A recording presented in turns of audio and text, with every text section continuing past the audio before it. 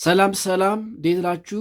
ይህ የ10ኛ ክፍል የሂስትሪ ትምህርት ነው። በዛሬው ክፍለ ጊዜ ትምህርታችን ምዕራፍ 1 ክፍል 3ን እንመለከታለን። ዩኒት 1 ቪዲዮ 3። በዚህ ክፍል የመጀመሪያው የውይይታችን መነሻ ርዕሰ ሐሳብ የሚሆነው 1.22 ዩኒፊኬሽን ኦፍ ጀርመኒ የሚለው ነው። ዩኒፊኬሽን ኦፍ ጀርመኒ እንደምታስታውሱት በክፍል 2 ዩኒፊኬሽን ኦፍ ኢታሊን ተመልክተናል። ጣሊያን ከ1870 በፊት በተለያዩ ስቴቶች የተከፋፈለች እንደነበረች፣ በኋላ ግን በተለያዩ መንገዶች በጦርነት፣ በዲፕሎማሲ፣ በታላላቅ መሪዎች ጥረት አንድ ዩናይትድ ኢታሊ ዊዝ የካፒታል ሲቲ ኦፍ ሮም እንደተመሰረተች፣ የኢታሊ ዩኒፊኬሽንም በ1870 ኦልሬዲ ፋይናላይዝ እንደተደረገ አንስተን ተወያይተን ነበረ። በዛሬው ክፍል ደግሞ ሁለተኛውን እንመለከታለን። ያ ማለት ዩኒፊኬሽን ኦፍ ጀርመኒ ዩኒፊኬሽን ኦፍ ጀርመኒ ዩኒፊኬሽን ኦፍ ጀርመኒን በተመለከተ የምናነሳቸው ሜይን ፖይንትስ የሚከተሉት ናቸው። ሜይን ፖይንትስ አባውት ዩኒፊኬሽን ኦፍ ጀርመኒ ሜይን ፖይንትስ አባውት ዩኒፊኬሽን ኦፍ ጀርመኒ ስለ ጀርመን ውህደት የምናነሳቸው ዋና ዋና ነጥቦች የሚከተሉት ናቸው። አንደኛ የጀርመን ውህደት ስንል ምን ማለት ነው? ዩኒፊኬሽን ኦፍ ጀርመኒ ዩኒፊኬሽን ኦፍ ጀርመኒ ዩኒፊኬሽን ስንል እንግዲህ ከዩኒፊኬሽን በፊት የሆነ ነገር ነበረ ማለት ነው። እሱን እናነሳለን። ኤርሊ ዩኒፊኬሽን አቴምፕትስ ኤርሊ ዩኒፊኬሽን አተምትስ ጀርመን እንግዲህ በተለያዩ መንገዶች ዩናይትድ ከመሆኗ ወይም ዩኒፋይድ ከመሆኗ በፊት ቀደም ብለው የተደረጉ ሙከራዎችን እናነሳለን። ኦፖዚንግ ፎርስስ ወይም ኦብስታክልስ ቱ ዩኒፊኬሽን ኦፍ ጀርመኒ ቢፎር 1870 ኦፖዚንግ ኃይልስ ምንድነው? ፎርስስ ኦፖዚንግ forces or obstacles for the unification of Germany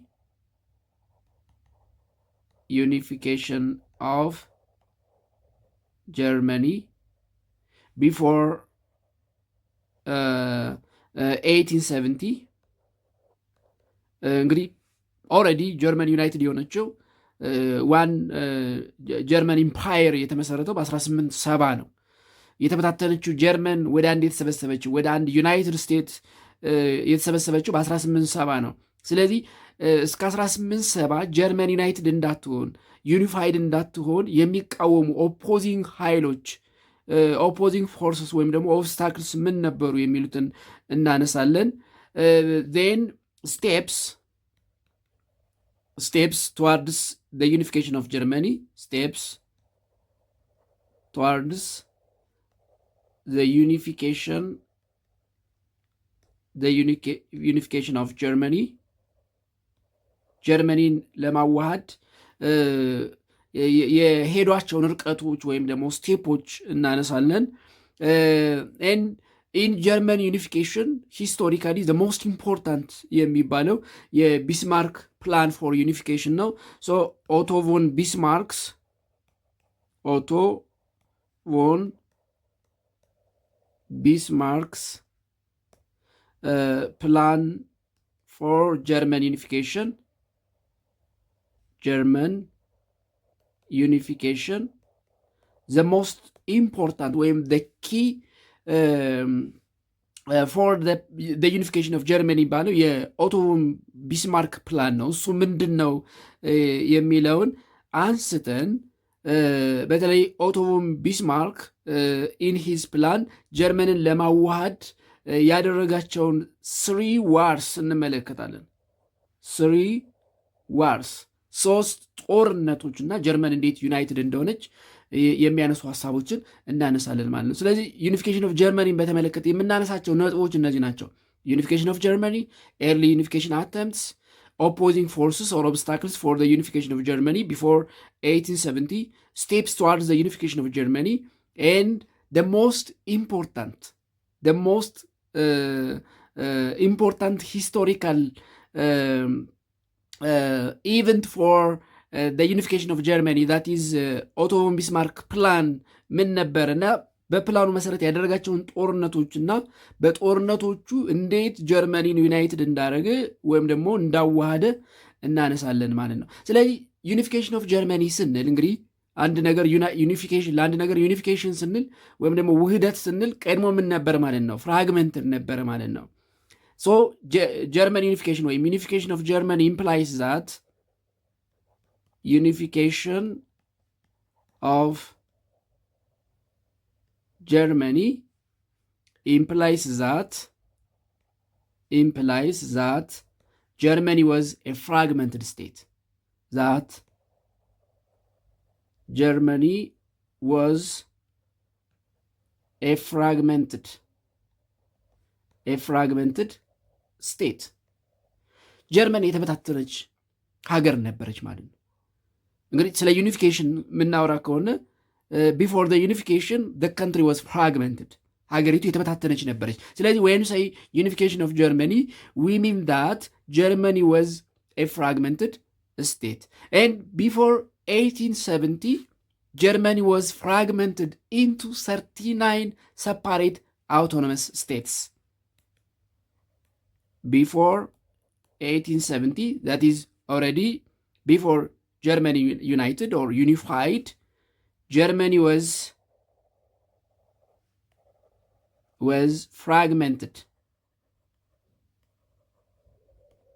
fragmented into 39 separate autonomous states.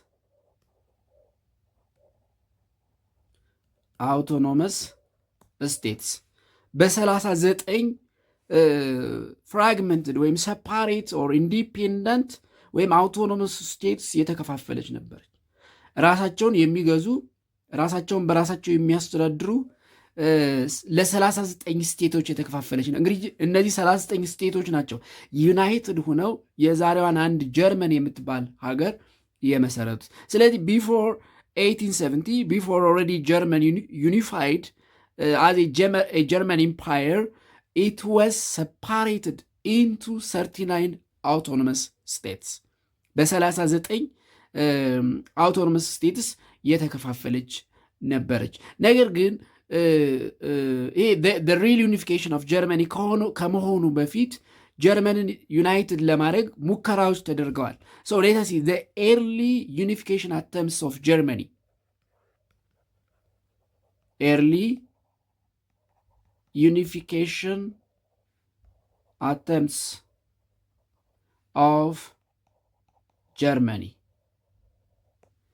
እንግዲህ ኦልሬዲ ጀርመኒ ዩናይትድ ከመሆኗ በፊት ወይም ደግሞ ቢፎር ኦቶ ፎን ቢስማርክስ ፕላን ኦፍ ጀርመን ዩኒፊኬሽን ቀደም ብለው የተደረጉ ጀርመንን የማዋሃድ ኤርሊ ሙከራዎችን ወይ ደግሞ የቀደምት ሙከራዎችን እንመልከት። እንግዲህ የጀርመን ኤርሊ ዩኒፊኬሽን አተምት ስናነሳ ሁለት ነገሮች እናነሳለን። አንደኛው የጀርመን ኮንፌዴሬሽን ሲሆን ሁለተኛው የ1848ቱ ሪቮሉሽን ነው።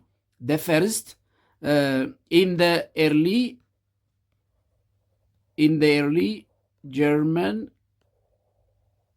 German unification, two historical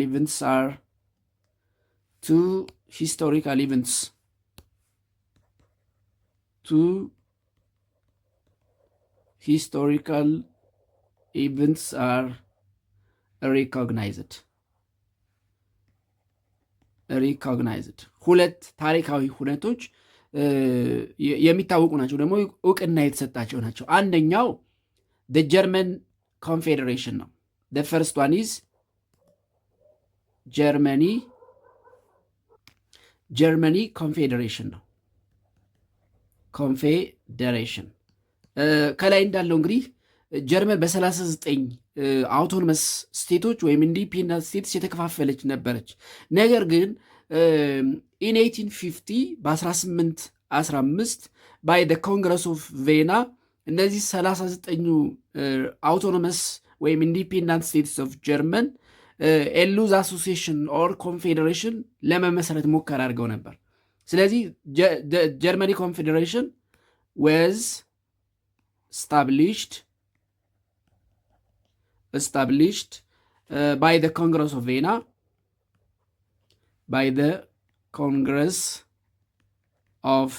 Vienna,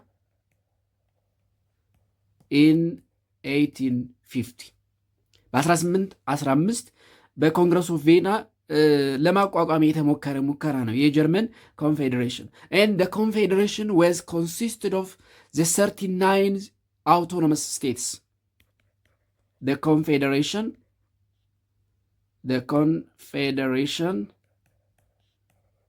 was consisted of 39 independent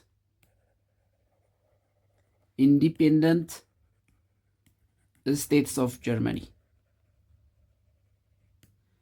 39ን ኢንዲፔንደንት ስቴትስ ኦፍ ጀርመኒ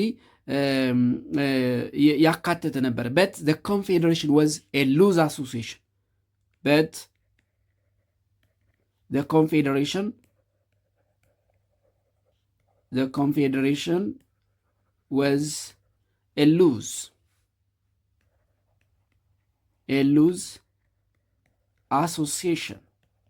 ያን ያክል ጠንካራ የሚባል አልነበረም። it was not strong unification ወይም it was not strong confederation የየራሱን ፍላጎት ይዞ የተሰባሰበ ነው እንጂ አንድ ጠንካራ ኮንፌዴሬሽን ወይ ደግሞ ጥምር መንግስት ለመመስረት ያለማ አልነበረም። it was a loose association or a loose confederation and the confederation was led by Austria. እንግዲህ አውስትሪያ የጀርመን ኮንፌዴሬሽን ወይም ምንድነው የጀርመን ዩኒፊኬሽን በኋላ እናነሳዋለን ይቃወሙ ከነበሩ ሀገራት ነው። ምክንያቱም ጀርመን አንድ ጠንካራ ሀገር ከሆነች ለአውስትሪያና ለኦቶማን ተርኪና ለጎረቤት ሌሎች ሀገራት ትሬቱና ወይም ደግሞ ጠንቁና ተገዳዳሪ ኃይሉና ትመጣለች ብለው ስለሚያስቡ ይቃወሙ ነበር። but the confederation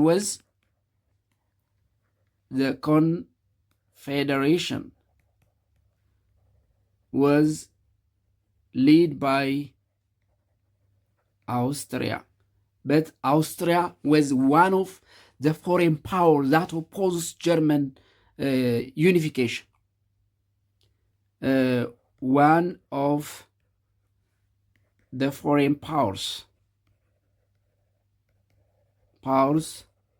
that oppose German unification.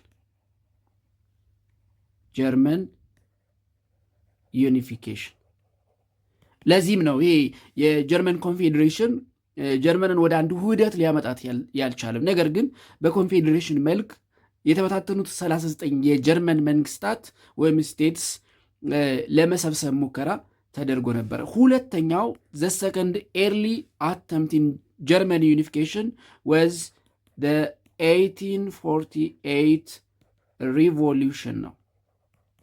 the 1848 revolution in Germany በ1848 ጀርመን ውስጥ የተደረገው አብዮት ነው። ይህ አብዮት እንግዲህ it was led by the ruling elites ወይም ደግሞ በኤሊት ኃይሎች የተመራ ነበረ። ነገር ግን ያን ያክል ምንድነው ውጤታማ የሚባል አልነበረም። it was led by Germany elites, but it failed due to two main reasons. በሁለት ዋና ዋና ምክንያቶች ይሄ የ1848 ሪቮሉሽን ውጤታማ አልነበረም። እነዚህ ሁለት ምክንያቶች ምን ነበሩ? አንደኛው አይዲዮሎጂ ዲፈረንስ ሲሆን the reasons were ideology difference in between the elites in between the ruling elites ሁለተኛ lack of coordination of national forces ነው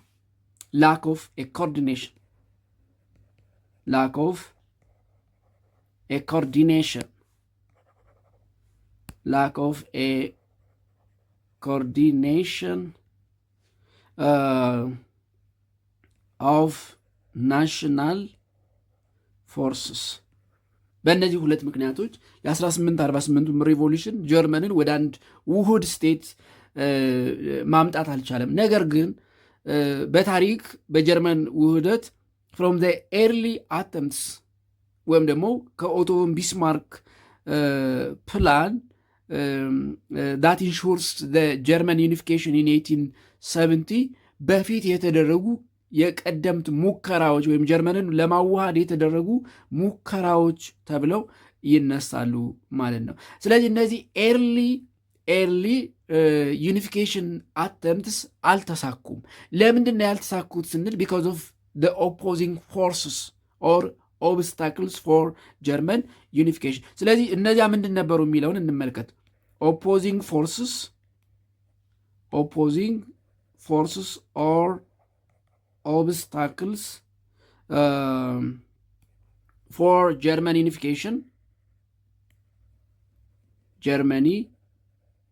unification before 1870 ከ1870ዎቹ በፊት ጀርመን እንዳትዋሃድ አንድ ዩናይትድ ስትሮንግ ስቴት እንዳትሆን ይቃወሙ የነበሩ ደግሞ ኦብስታክል የነበሩ ምክንያቶች ምንድን ናቸው ስንል የሚከተሉትን ማንሳት እንችላለን። አንደኛው the first opposing forces ወይም ኦብስታክልስ ፎሬን ፓወርስ ነበሩ። ፎሬን ፓወርስ የውጭ ኃይሎች በተለይ ደግሞ opposition from powerful countries like Austria, Russia and France who did not want to see the emergence of strong United States. Opposition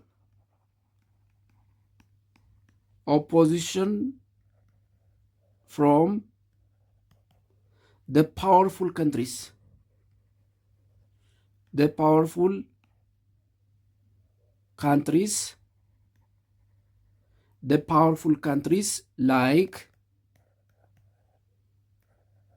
like Austria, Russia and France who did not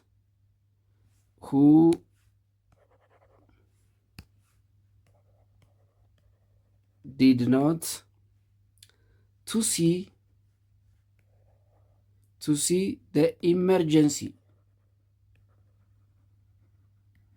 the emergency of a strong united ወይም ዩኒፋይድ ጀርመኒ። ምክንያቱም ከተዋደች የእነሱ ባላንጣ ጠንካራ ሀገር እንደምትሆኑ ስለሚሰጉ በተለይ አውስትሪያ፣ ራሽያ እና ፍራንስ የጀርመንን ዩኒፊኬሽን ያሰናክሉ ነበር። ስለዚህ ከ1870ዎቹ በፊት የጀርመንን ዩኒፊኬሽን የጀርመንን ውህደት ይቃወሙ ያሰናክሉ ከነበሩ ምክንያቶች አንዱ ኢንተርቬንሽን ኦፍ ፎሬን ፓወርስ ነው። ላይክ አውስትሪያ፣ ራሽያ ኤንድ ፍራንስ ኖት ቱ ሲ ዘ ኢመርጀንሲ ኦፍ ኤ ዩኒፋይድ ስትሮንግ ጀርመኒ ስቴት። ሁለተኛው በጀርመን ኮንፌዴሬሽን ውስጥ የነበሩ ትናንሽ መንግስታት እና ስጋታቸው ነው። ሁለተኛ the second opposing force or obstacle for the unification of Germany before 1870 was small German states. Small Germany states እንደምታስታውሱት እንግዲህ ጀርመን በ39 ስሞል ስቴትስ የተከፋፈለች ነበረች። German was fragmented into 39 separate autonomous states ወይም independent states። ከእነዚህ ውስጥ በተለይ ስሞል የነበሩት ይቃወሙ ነበር፣ ምክንያቱም ሉዓላዊነታቸውን ያጣሉ። እንግዲህ ራስ ገዝ ነበሩ፣ ራሳቸውን ማስተዳደር አይችሉም ማለት ነው። እንግዲህ ጀርመን አንድ ስትሆን በማዕከላዊ መንግስት ነው የሚመሩት። ነገር ግን እነዚህ ትናንሽ መንግስታትን ወይም ደግሞ ትናንሽ ግዛቶችን ያስተዳድሩ የነበሩ ገዢዎች የጀርመንን ዩኒፊኬሽን ይቃወሙ ነበር። ለምን ይቃወሙ ነበር ካል ቢኮዝ ኖት ቱ ሉዝ ዜር ኢንዲፔንደንስ ኤንድ ፊርድ ፕራሽያን ኮንትሮል። ኖት ቱ ሉዝ losing their independence and feared Prussian control. እንግዲህ ፕራሽያ ከ39ኙ ሰፓሬት አውቶኖመስ ስቴትስ ኦፍ ጀርመኒ አንዷ ስትሆን ዘ ሞስት ስትሮንግ ትባል የነበረች እሷ ነች። ፕራሽያ was one of the autonomous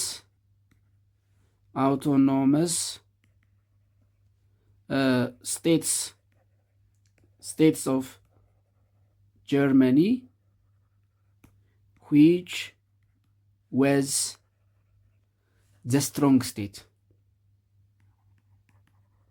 a strong state.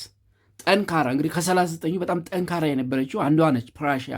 ስለዚህ ፕራሽያ ትቆጣጠራለች እና ነፃነታችንን እናጣለን የሚል ፍራቻ ስለነበረባቸው የጀርመንን ዩኒፊኬሽን ይቃወሙት ነበረ። ለዛም ነው የ39 የጀርመን ኮንፌዴሬሽን የሉዝ አሶሲሽን፣ ይህ ውህደት፣ አንድነት፣ ጥንካሬ የሌለ ኮንፌዴሬሽን ወይም ስብስብ እንዲሆን ያደረገው። እያንዳንዱ ኢንዲፔንደንት አውቶኖመስ ስቴት ስለነበረ ያንን ኢንዲፔንደንስ ወይም አውቶኖመስ ፓወር ሉዝ ላለማድረግ ይቃወሙ ደግሞ ይገዳደሩ ስለነበረ ነው። ሶስተኛው ሪሊጂየስ ዲቪዥን ነው። the third obstacle for the unification of Germany before 1870 was religious division.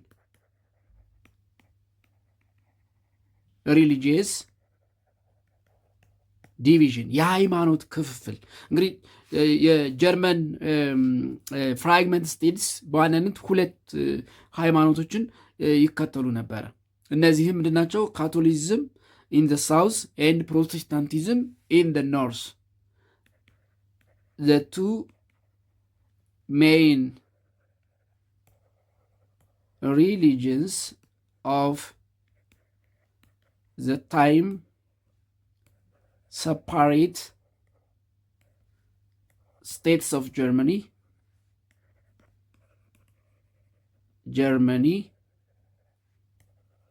were Catholic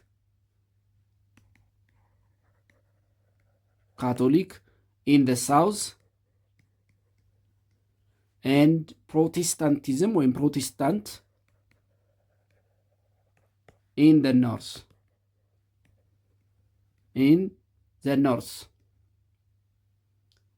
ስለዚህ there was a conflict between these two religions. There was a conflict of interest between these two religions. በእነዚህ ሃይማኖቶች መካከል የኢንተርስት ኮንፍሊክት ነበረ። ይሄ ደግሞ የጀርመንን ውህደት እንዲዘገይ ወይም ደግሞ እንዲሰናከል ካደረጉ ምክንያቶች ውስጥ ይመደባል። ስለዚህ በእነዚህ ሶስት ምክንያቶች እስከ 1870 የጀርመን ውህደት ሳይሳካ ቆይቷል ማለት ነው። ስለዚህ ቢፎር 1870 የጀርመን ዩኒፊኬሽን እውን እንዳይሆን ያደረጉ ዋና ዋና የሚባሉት ፎሬን ፓወርስ ኢንተርቬንሽን፣ በተለይ አውስትሪያ፣ ራሽያ ኤንድ ፍራንስ ባይ ዘ ፊር ኖት ቱ ሲ a strong united German state in the region, a small German states በጀርመን ኮንፌዴሬሽን ውስጥ የነበሩ ትናንሽ autonomous states not to lose their independence and by fearing the Prussian control። ሁለተኛው ደግሞ የሃይማኖት ልዩነት ወይም ደግሞ ዲቪዥን ነው። የካቶሊክ እና የፕሮቴስታንት ሃይማኖት የሚከተሉ የሰሜንና ደቡብ የጀርመን ፍራግመንት ስቴትስ ኮንፍሊክት ኦፍ ኢንተረስት ነበረባቸው። ፊር ኦፍ ዶሚኔሽን ኦፍ ፕሮቴስታንት ነበረባቸው። ካቶሊኩ ፕሮቴስታንቱን ይሰጋል፣ ፕሮቴስታንቱ ደግሞ ካቶሊኩን ይሰጋል። በእነዚህ ሶስት ምክንያቶች እስከ 1870 የጀርመን ውህደት እውን ሳይሆን ቆይቷል ማለት።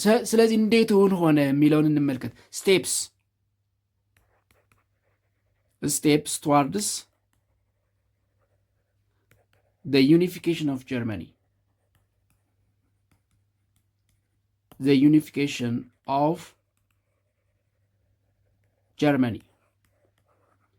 Steps towards the unification of Germany. የጀርመንን ውህደት በተመለከተ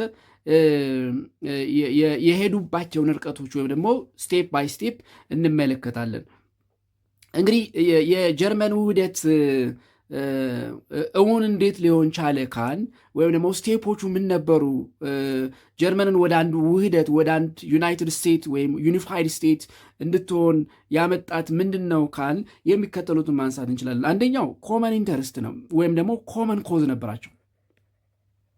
ኮመን ኮዝ ነበራቸው።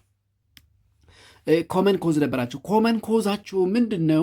እንግዲህ እነዚህ 39ኙም አውቶኖመስ ሰፓሬት ስቴትስ ኦፍ ጀርመኒ የውጭ ወረራ ፍራቻ ነበረባቸው። አንደኛው ፊር ኦፍ ፎሬን ኦኩፔሽን ነው ወይም ኢንቬዥን። ፊር ኦፍ ፎሬን ኢንቬዥን ሜንሊ the Napoleonic French occupation, mainly the Napoleonic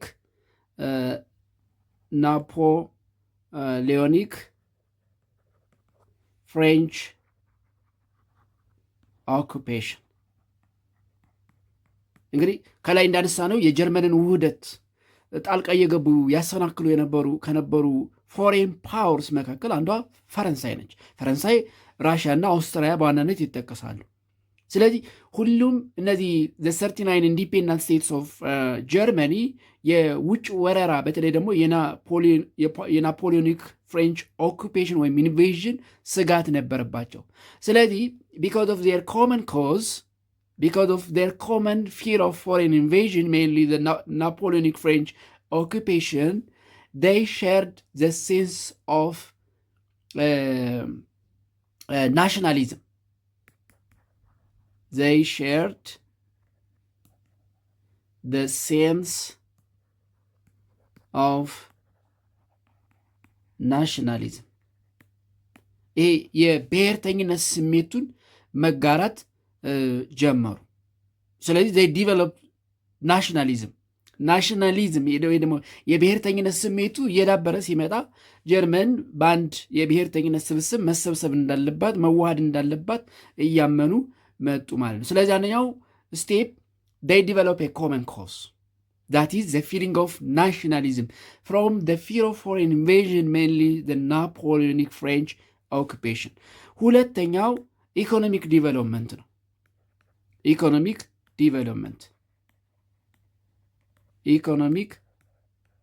ዲቨሎፕመንት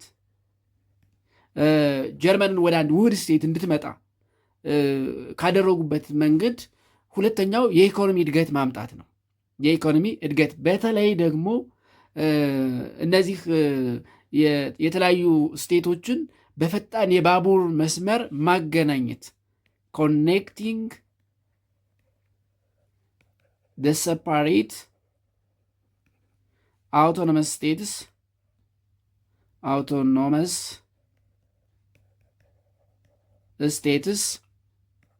by railway development.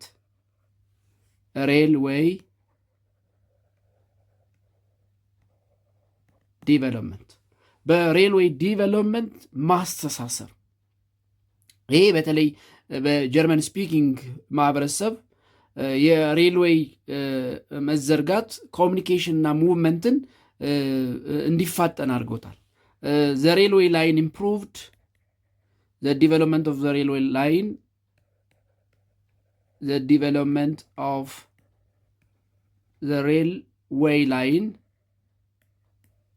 line improves communication and movement between German speaking areas. Improves communication and movement between German speaking areas. German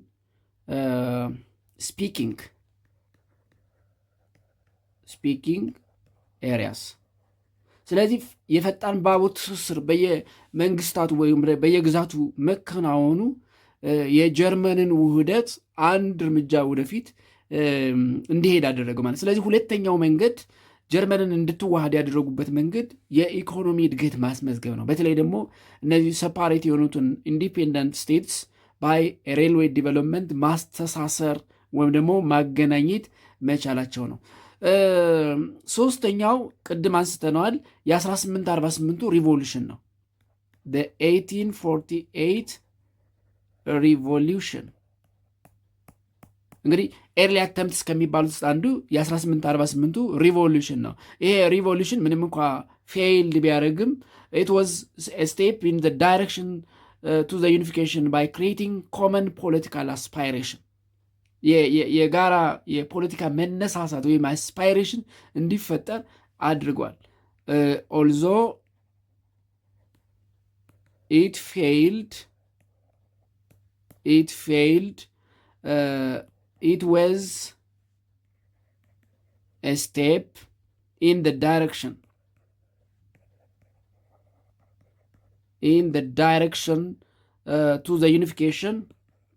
to the unification of Germany.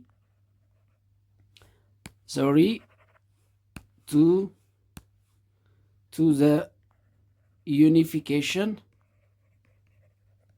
of Germany by creating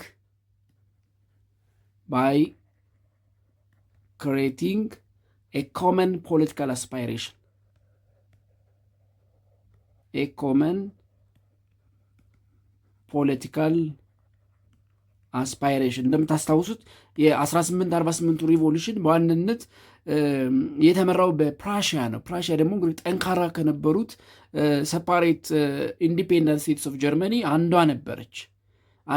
ኦፍ ኮርስ በኋላም የጀርመንን ውህደት እውን ያደረገው ኦቶ ቮን ቢስማርክ ሂ ዋዝ ፍሮም ፕራሺያ፣ የፕራሺያ ፕራይም ሚኒስተር የነበረ ሰው ነው። ስለዚህ የ1848ቱ ሪቮሉሽን የጀርመንን ውህደት ወደፊት አንድ ስቴፕ የመራ እና በኢንዲፔንደንት ስቴትስ ኦፍ ጀርመኒ ኮመን ፖለቲካል አስፓይሬሽን እንዲፈጠር ያደረገ ሙቭመንት ነው። አራተኛውና የመጨረሻው ስቴፕ ዞልቨሬን ነው።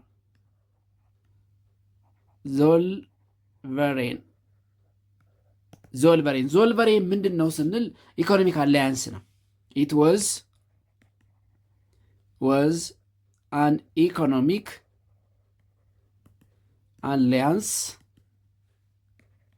alliance between German states. Alliance created between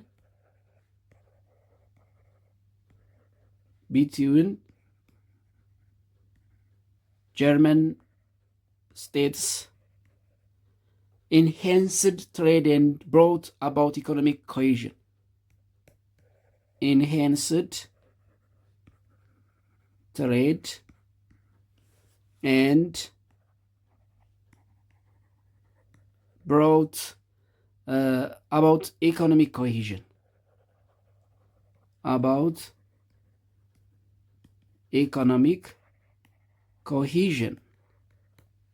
የኢኮኖሚ ውህደት በመካከላቸው ያለውን የንግድ ትስስር እንዲጠናከር ያደረገ ኢኮኖሚክ አላያንስ ነው ዞልቨሬን። ስለዚህ እነዚህ እንግዲህ የጀርመንን ውህደት አንድ ወደፊት ያደረጉ ምክንያቶች ወይ ደግሞ ስቴፖች ናቸው። ነገር ግን the most important historical event for the unification of Germany was Bismarck's plan.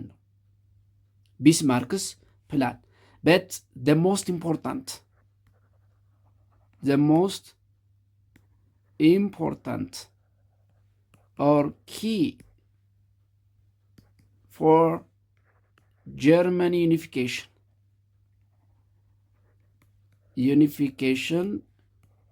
was the Otto von Bismarck's plan for unification of Germany. Was the Otto von Bismarck plan for the unification of ጀርመኒ ነው። ትልቁ እንግዲህ እነዚህ መንገድ ጠራጊዎች ናቸው። እስካሁን የተደረጉት ለጀርመን ውህደት መንገድ ያመቻቹ ናቸው። የመጨረሻው the most important ወይም key historical event for German unification የሚባለው ግን የኦቶ ቮን ቢስማርክ plan for German unification ነው። So let us see the Otto von Bismarck's plan and German unification. The Otto von Bismarck's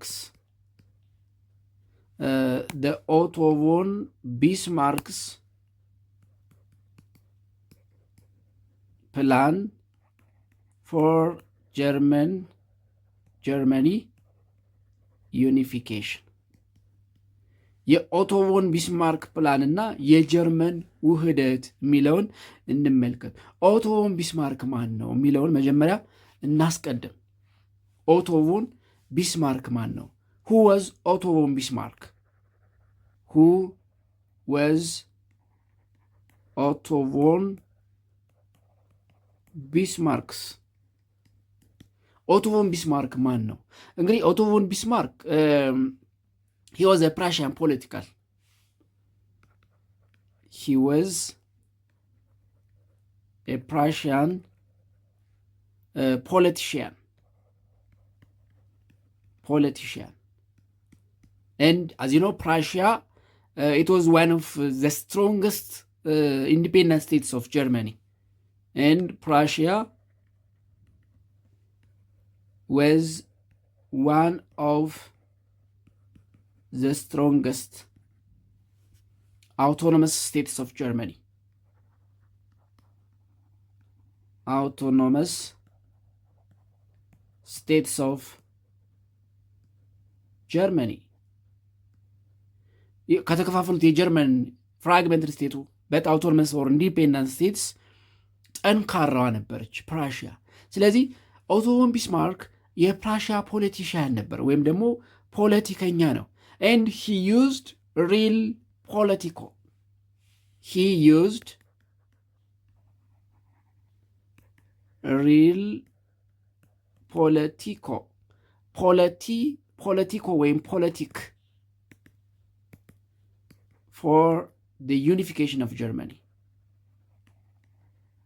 Unification of Germany. ለጀርመኒ ውህደት ሪል ፖለቲኮ ወይም ደግሞ ሪል ፖለቲካ የተጠቀመ የፕራሽያን ፖለቲሽያን ነው። ምንድን ነው ሪል ፖለቲኮ የሚለውን እንመልከት። ዋት ኢዝ ሪል ፖለቲኮ? ምን ማለት ነው ሪል ፖለቲኮ? ዋት ኢዝ ሪል ፖለቲኮ ወይም ፖለቲክ ሪል ፖለቲክ ምንድን ነው? ሪል ፖለቲክ ሚንስ it means focusing on practical goals.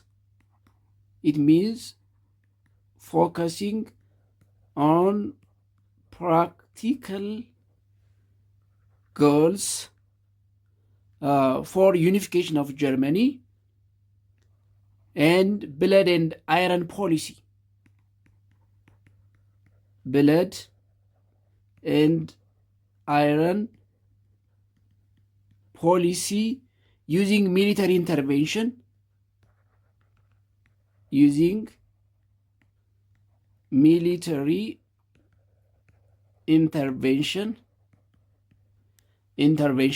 to unify Germany.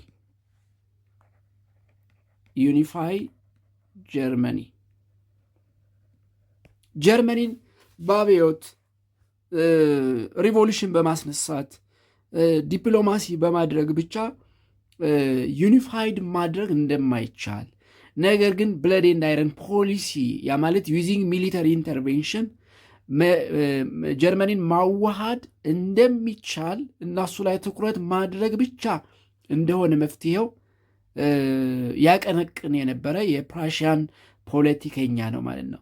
ስለዚህ ሪል ፖለቲኮን በመጠቀም ጀርመንን እንድትዋሃድ ያደረገ ፖለቲሽያን ነው።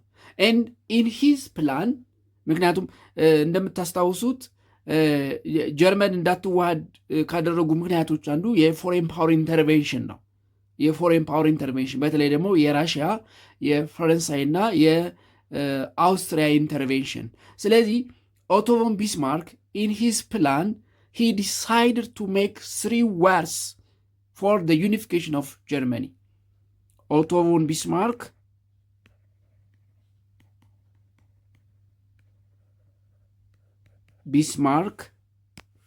Otto von Bismarck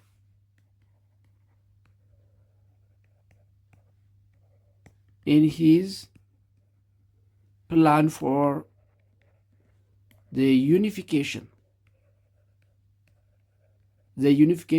of Germany,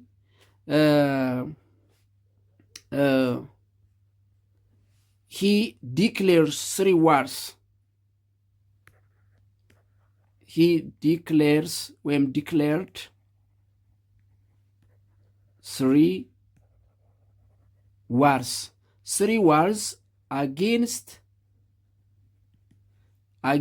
one.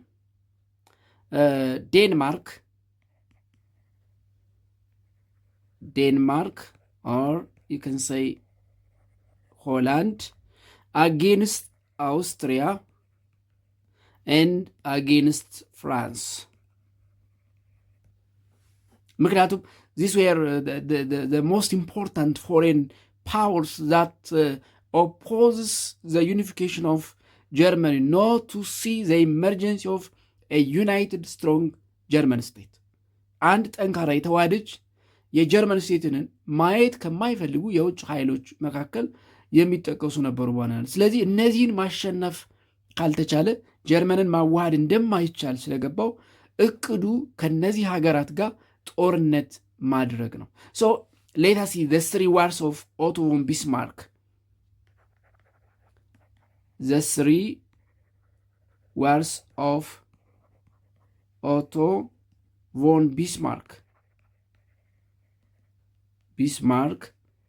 and unification of Germany.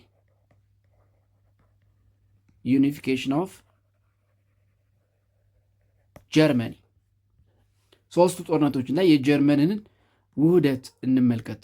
1 ዳኒሽ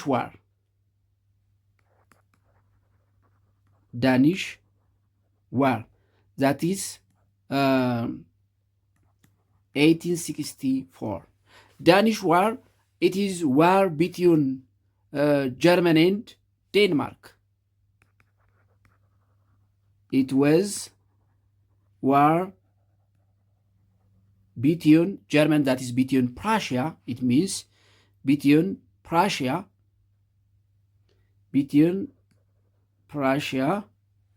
or German and ዴንማርክ ወይም ሆላንድ መካከል የተደረገ ጦርነት ነው። and as a result Prussia defeated Denmark and controlled some of the province that was controlled by Denmark or the Danish. So in the war Prussia got victory over Denmark. በዴንማርክ ላይ ድል ተቀዳጀች። ሁለተኛ the second Austro-Prussian war. Austro-Prussian war. It is in 1866. Austro-Prussian War, it was between Prussia and Austria. It was war between Austria and Prussia, ወይም ደግሞ one of the province of Germany. በአንዷ የጀርመን ጠንካራ በወቅቱ ጠንካራ በነበረችው የጀርመን ስቴት አውቶኖመስ ጀርመን ስቴት እና ፕራሺያ እና አውስትሪያ መካከል የተደረገ ጦርነት ነው። and in the war Prussia got victory and annexed the North German Confederation. In the war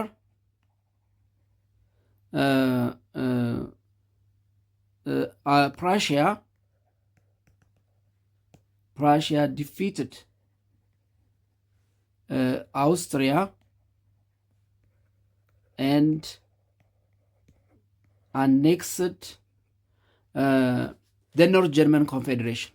The North German Confederation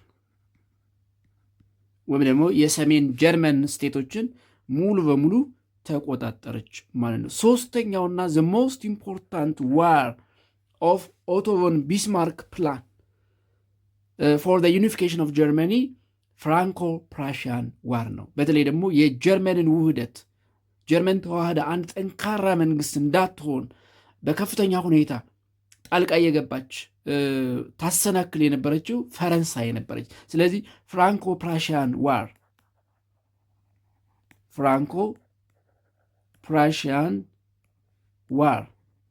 it was the most bloody war and it is held from 1872 71 ከ1870 እስከ 71 ለሁለት ዓመታት ወይም ለአንድ ዓመት ከምናምን የተደረገ ጦርነት ነው።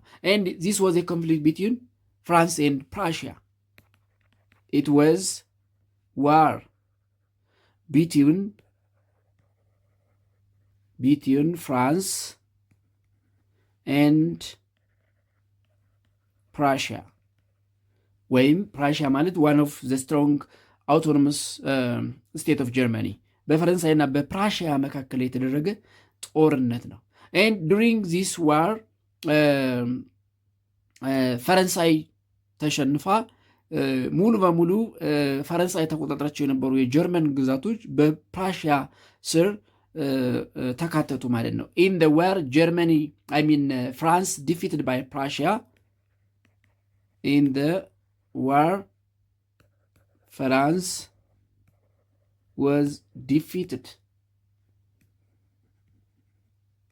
defeated by Prussia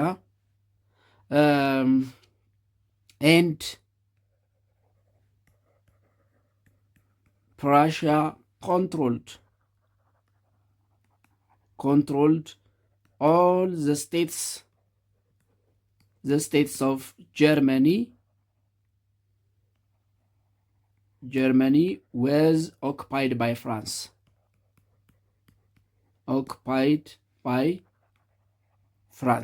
በፍራንስ ተይዘው የነበሩትን ሙሉ ግዛት ፕራሺያ ተቆጣጠረች ማለት ነው።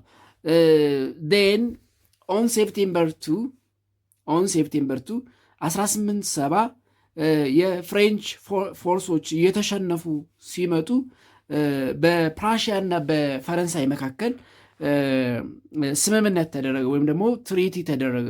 ትሪቲ ኦፍ ፍራንክፈርት እየተባለ ይጠራል። when French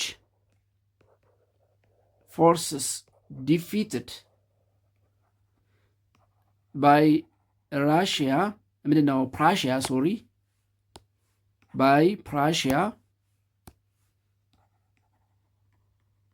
Prussia the French leader Napoleon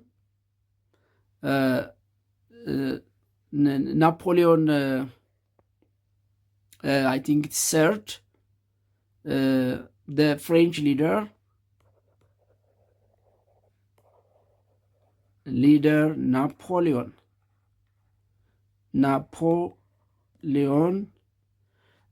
reached to an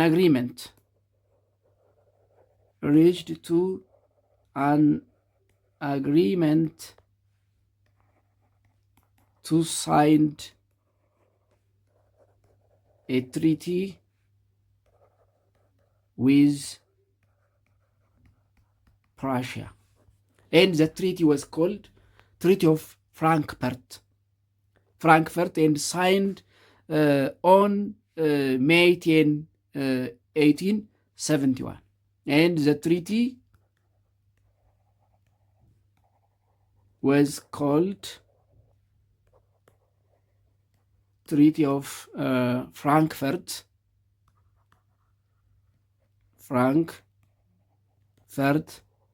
and signed on May 10, 1871. And by the treaty, በስምምነቱ by the treaty one አንደኛ በስምምነቱ ፈረንሳይ ይዛቸው የነበሩ የጀርመንን ግዛት አልሳስና ሎሬን ሙሉ በሙሉ ለፈረንሳይ ለቃ ወጣች። እነዚህ ግዛቶች they are rich in coal and iron. France agreed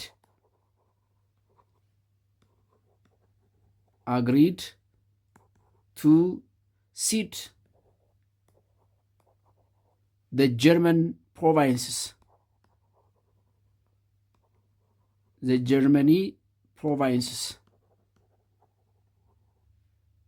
province of Alsace and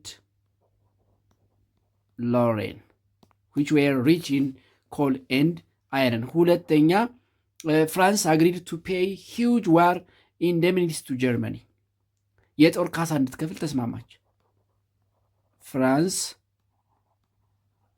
agreed to pay huge war indemnities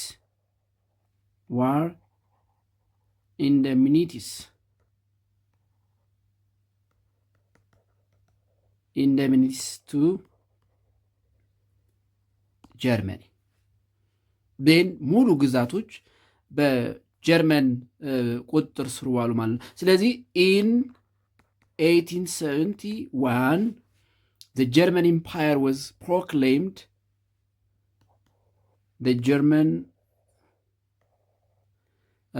Empire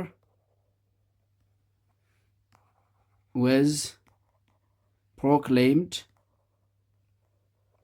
at the Palace of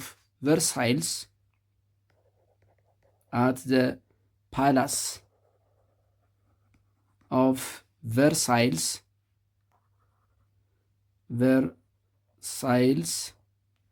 and King William of Prussia